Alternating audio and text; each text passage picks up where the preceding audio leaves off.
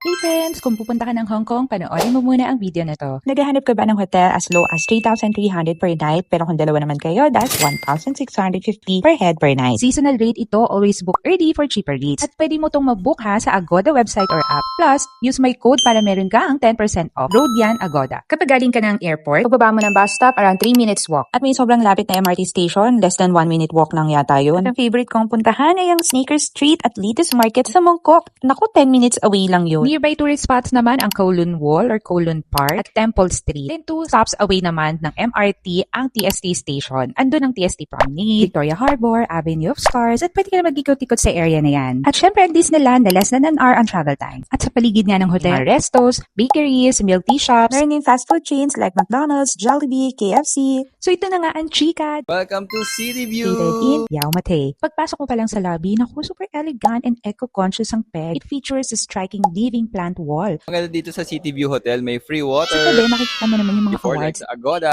2024 Gold Circle Award winner. Plus, very attentive at friendly din ang staff. After check-in, Tara, guess let's what? check the room. 2390. Ang ganda!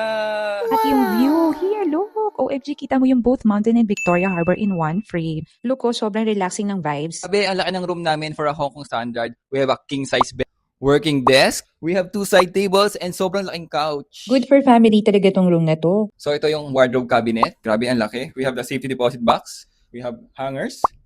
Panglinis ng shoes. 2 sleepers. May black tea, jasmine tea, coffee, pitcher, 2 baso, and kettle. The mini fridge.